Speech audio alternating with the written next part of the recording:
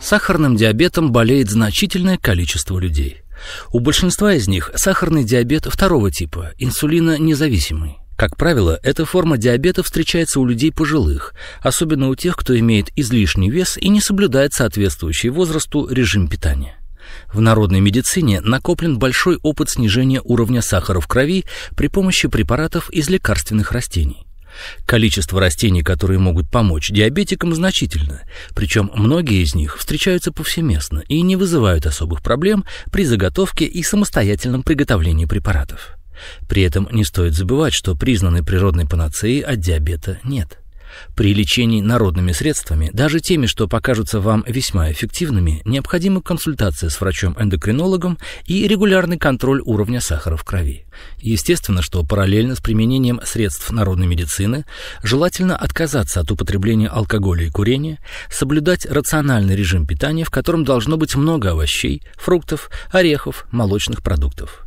В питании диабетиков должны присутствовать капуста, огурцы, бобовые, особенно фасоль, свекла, редька, лук, чеснок, шпинат, петрушка, салат, несладкие яблоки и груши, цитрусовые, особенно грейпфруты, ягоды ежевики, калины, рябины, черники и брусники, грецкие орехи, злаковые, зерновой хлеб, нежирные кисломолочные продукты. Фрукты, овощи и ягоды желательно употреблять сырыми или при минимальной тепловой обработке.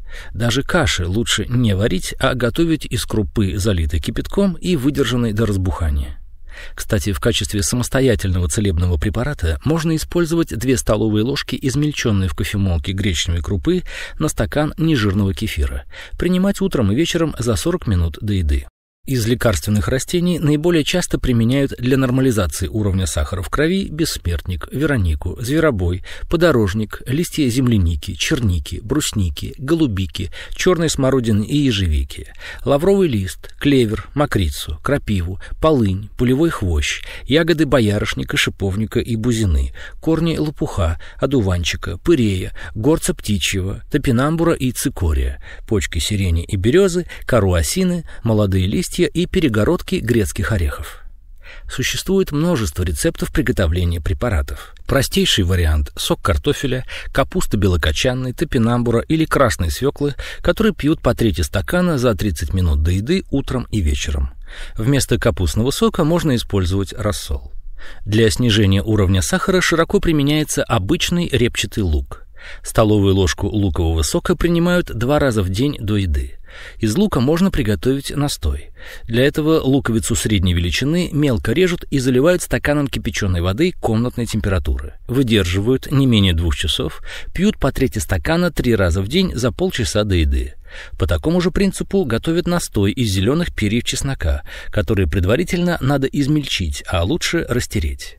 Если не устраивает запах, луковицу можно испечь в духовке, не в микроволновке. Печеную луковицу съедают 1 раз в день, утром или вечером, за полчаса до приема пищи. Кроме того, из лука готовят настойку на водке 1 к 10 или спирте 1 к 5. Настойку принимают 2 раза в день по чайной ложке, разведенной в воде. Из лекарственных растений, применяющихся для снижения уровня сахара в крови, чаще всего изготавливают настои. Для приготовления настоя можно использовать соцветия и листья клевера. Столовую ложку измельченного сырья заливают стаканом кипятка примерно 200 мл, настаивают не менее 3 часов, принимают по трети стакана 3 раза в день до еды. Такой же принцип приготовления и приема настоев из сушеного лаврового листа, створок стручков фасоли, березовых почек, зверобоя. Ягоды рябины, траву полевого хвоща, листья крапивы и черники берут по 2 столовые ложки на стакан кипятка, а корней одуванчика и лопуха – чайную ложку.